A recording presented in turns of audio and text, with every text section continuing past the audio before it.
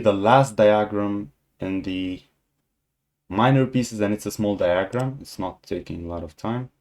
Okay, so here it's black to play, and it's one of the positions that I was explaining now. You'll see what type of advice I was giving you, and this is an example of this thing that you should never do. Black plays d7, bishop to d7, attacking the knight. So white tells himself, oh, free pawn, and jumps and takes the pawn. And now he blundered his knight. Now his knight is completely controlled by the bishop, because he cannot jump to any of these squares. And now we say that the bishop dominates the knight. Don't fall for these traps, guys. The game here continued, and black even like continued his great genius by pushing the pawn here and blocking these two pawns, because whenever you push, I will win. I will exchange and promote before you. I'm faster than you. So now the white knight is completely paralyzed, and these two pawns also are completely paralyzed for white, and black is gonna win this game. The game continued, of course. Black didn't allow the king to go to the support of his knight. That's smart, that's logical. The game continued, and we don't have to finish all of it. It's clear what's gonna happen. Black's gonna push these pawns, and whenever there's Zugzwang or something like that, white's gonna give up his knight or give up these two pawns and allow the queen promotion. So I think we're done with the minor pieces once and for all. We talked about everything in minor pieces.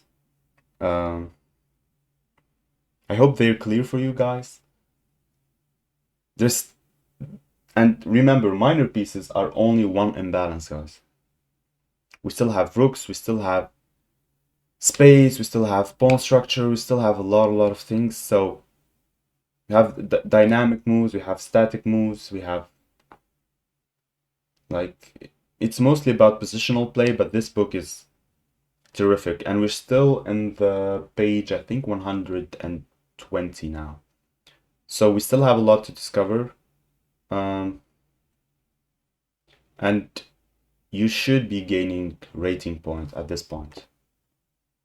Let's say after we finish the rook chapter, minor pieces and rooks, if we finish the rooks chapter and you didn't evolve at all, I don't know what will make you evolve in chess, like, but you should evolve after these two chapters. Okay, let's start the rooks chapter, and for that, let's go here. Yeah, we'll switch to lead chess for this one. Just set this up, do this.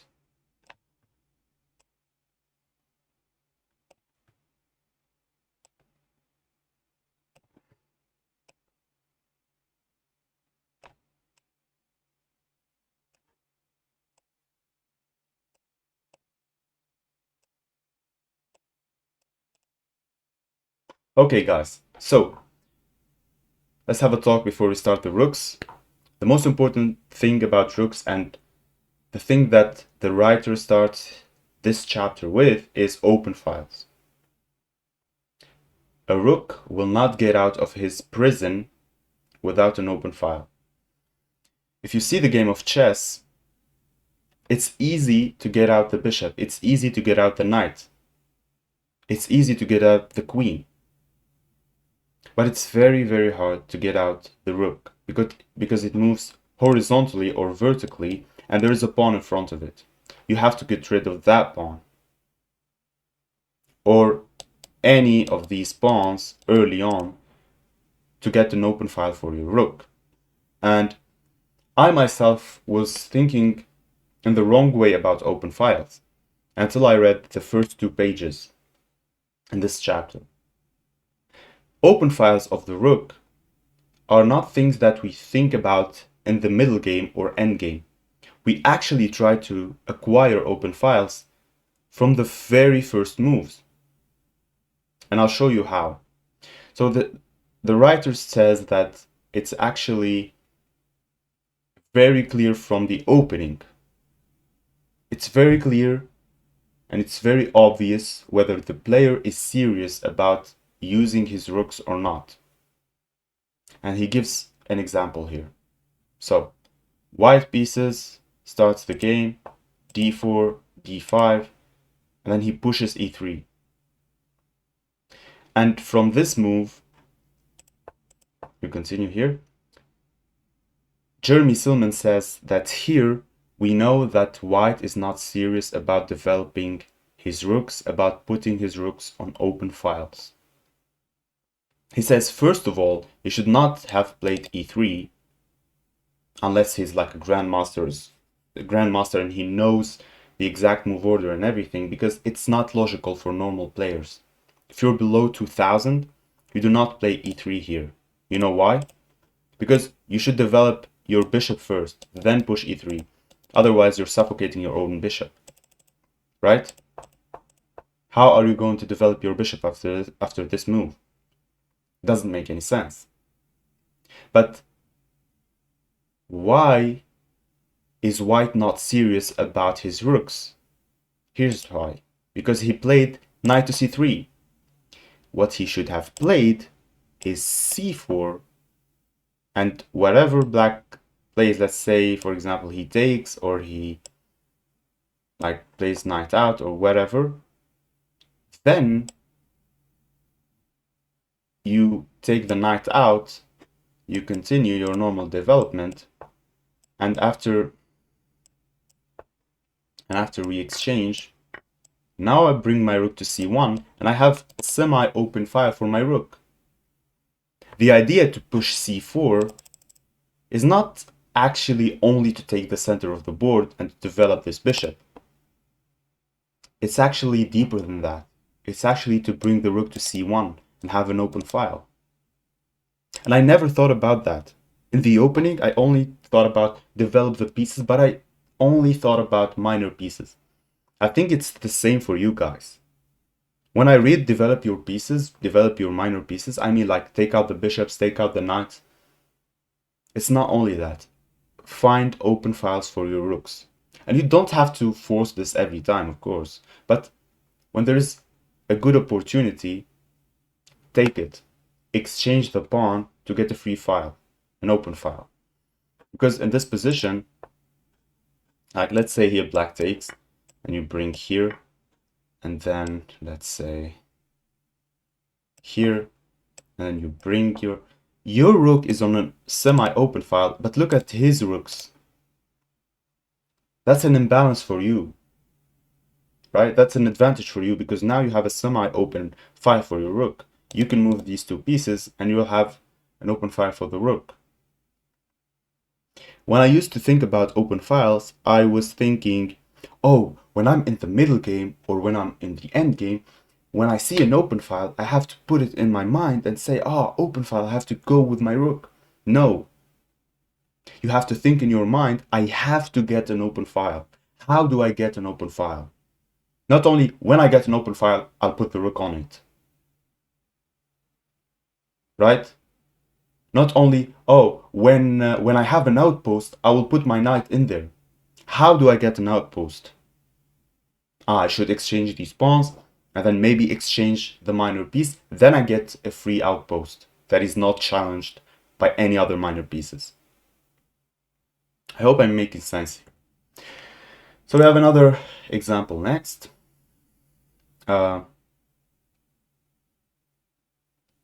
Yeah, in this example, it's again, it's white to move, and the idea here is that my pieces are white, are developed, and I'm happy with them here. You might play this bishop to e3, but still, this is a good bishop. It has a good diagonal. This is also a good diagonal for my other bishop.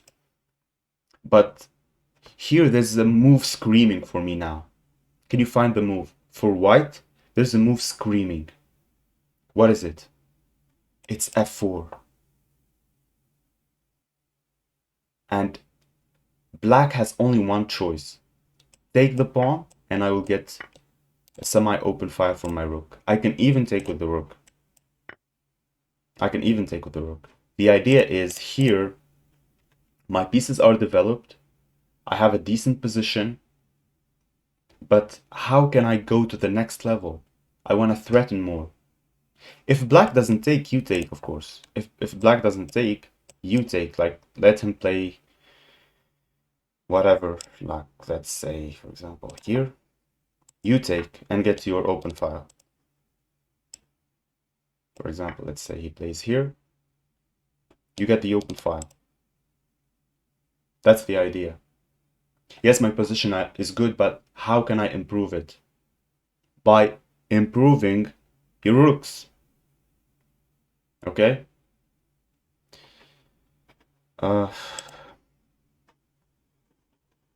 this is a game. This is our final game for today. But let me just have some water before I continue. You guys can wait for like 1 minute. I will not be editing this.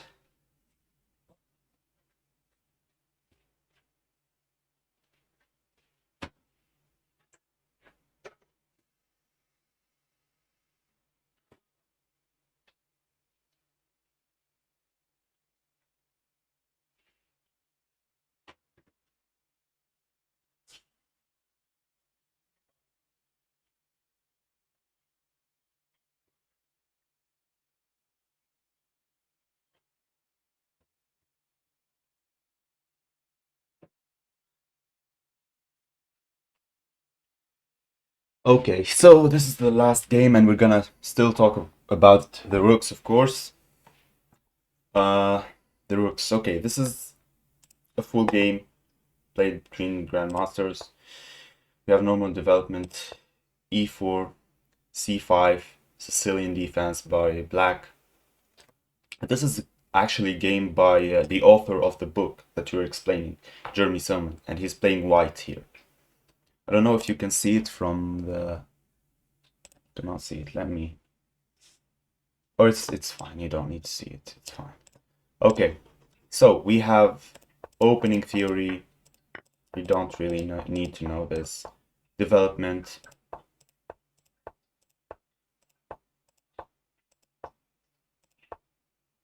Here. Exactly. So here Jeremy Silman sees, okay, my pieces are developed, right? My knights are on good squares. My bishops are on good squares. My queen is on a semi-open file. But now how can I improve? And in many of these positions, you can improve by f4. Because you castled your king and you want to put pressure on your opponent's king and you want to free up your rook. It's not in all of the positions, of course, but in many of these positions, the answer, the key is f4. So, Jeremy Silman wants to free up his rook, wants to put more pressure, and wants a dynamic play. So here, as a response, black wants to also free up his rook, but his idea is to push here in exchange, and after the dust settles, he will develop the bishop maybe here or here, and he will have an open file for his rook. That's the idea. But it's a bit slow. Jeremy Silman here brings his queen. The rooks are now connected. The queen is now defending these squares, and he's playing for the center here. The exchanges start, that's what I thought. Oh, sorry. What did I do? Wait. What did I do? Let's go back to the position. So f4 exactly. We bring the queen. Exchange. We take with the bishop. Now it's less pieces. Great diagonals for white. Great center. Black doesn't have a lot of A lot of ideas here. It's totally dominating for white. We can see here. Yeah, positionally it's white's dominating, but it's only 0.7 on the eval bar. But we can see what is this queen doing? What is this rook doing? The rooks are not connected. The position of this bishop is bad for now, because there's a knight here. So from the imbalances that we know, we already know that white is better here. Also, white has more space. And now he wants to push more. f4, preparing for f5s, right? So he brings the other rook on an open file. And now black pushes. Black here wants to put pressure with b5. Can you find the move for white here?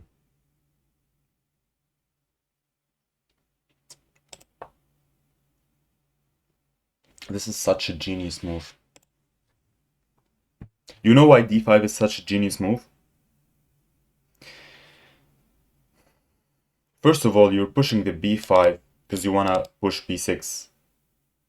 Sorry, b4, you're pushing b5 because you want to push b4 and threaten my knight and put it on the rim.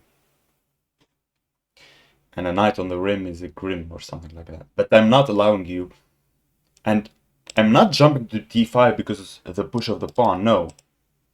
I'm jumping to d5 because I'm attacking this pawn. I'm trying to exchange this knight, but after you take, I have an extra bishop, so I have a minor piece, an extra minor piece. And if I take, you'll have double pawns. So by jumping, I attack the pawn, I attack the knight with two pieces, and your position is bad. And if you take me, I'll have another open file that I can place my queen or my rook on. He takes, I take with a pawn, put pressure on the bishop, and prepare for someone to take over this file. The bishop goes back, I take the file. I take the open file with my rook. That's the idea. Terrorize black, terrorize him. Now he defends. And yeah, we just don't want the queen to penetrate on this file, so we close it. It's simple. Here, black pushes this pawn with the idea to bring his bishop here and attack this pawn and have some loot for his bishop. He's looking for a better diagonal for his bishop, but it's slow. It's too slow, and my bishop here will exchange if you try to find another diagonal. So white here tries to double up the rooks on the e file. Black actually finds a better square for his bishop. We exchange the bishops, and then I double up the rooks as Mr. Jeremy Silman. The game continues. Black defends the weak pawn here on e7, and we said that it's weak because it's not defended by any other pawns. And the idea here as white is keep exerting pressure. My pieces are better. I have way more space. I have an open file with two rooks glazing at that file. So, and now I had, like, Jeremy Silman is an international master, but after this move, they should have made him grandmaster. Let's be honest, because d1 is very hard to see. d1 is the idea of pushing g4, and after you exchange, I take, and now I have these two pieces looking at this square. So even if you take with the bishop, I'll take with my queen, and if you take, I'll take with my bishop, and I will have an extra bishop, and we'll have more space, and I will win the game. So actually, d1 is preparing for the push of g2 to g4. Genius. Here, Mr. R. Shane, I don't know what's his name, also Grandmaster, moves away from that diagonal, making space for his bishop. Because after I play this, if the queen stays here, the bishop is trapped, right? So he has to make some luft, some air for his bishop. And effectively, Jeremy Silman pushes g4, takes, now we go back. That's why moving the queen away was very important. It was counterproductive for the positional play, the position overall, but we had to do it as black. Or he had to do it. We're on Jeremy Silman's side, okay? Here we continue pushing. f4 was preparing for f5. That's why we played it. So now we push f5. Take it and expose your king. Take it and give me endless initiative on your king. But black will not take, of course. That means he loses directly. He pushes the pawn, stops f4 from becoming f5 from becoming f6. So he pushes the pawn to block.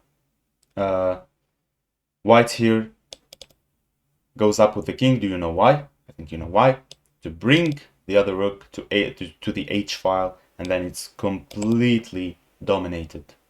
The king is completely dominated by the white pieces. So this is also a very smart move.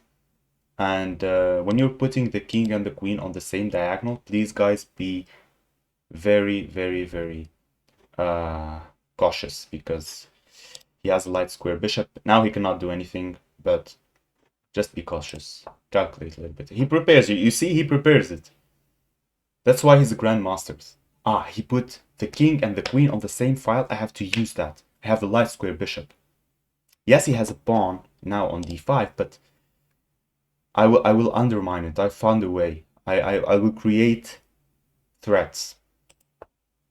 Here white pushes.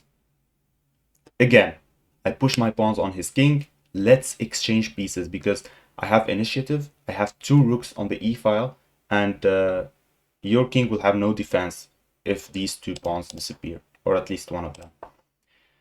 Of course, black doesn't want to exchange. He plays desperate move c4, preparing of course for this, but white will see it, of course. So great move b3, bishop to b3, stopping the idea of bishop takes d5 and winning the queen, because the queen will be pinned to the king. Now black prepares for maybe taking the pawn, giving some checks if possible, creating some counterplay, but it's not possible. We continue the game. Now we win that pawn finally. Black doesn't take with the rook because he will lose the bishop.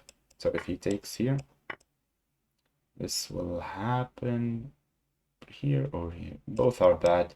I'll take his bishop and I will win the game. So I'm gonna win the game either way, but you don't have to be that stupid. Wait. Okay, we don't even take the bishop.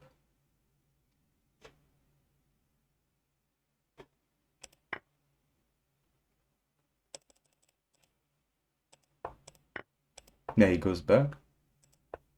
Oh, we bring the queen, so that's when he takes, check. Then we win. Okay, then we win the bishop. But still, it's clear. And now, look at this rook. It's not doing anything. Look at this queen on h8. Doesn't even have a check possible on the next move. We bring the rook to attack the queen. The queen goes there. We exchange, take, and black resigns. Why? Because we have an extra bishop, and we have better pawns here. Even after he takes, we'll probably be able to bring our rook to the 7th rank, and win the game. So, and with that, I think we completed the first part of the chapter of the rook. The rook chapter would be so interesting. I'm fed up with the minor pieces. I'm very happy that we finished it, but we gained great knowledge on minor pieces. Now it's something new, and now it's something more interesting for us. It's the rook, and today we learned a lot about open files. I think that's it for today, guys. Thank you very much for watching. I will be continuing all the books, as I said, and I'll see you very, very soon. Ciao.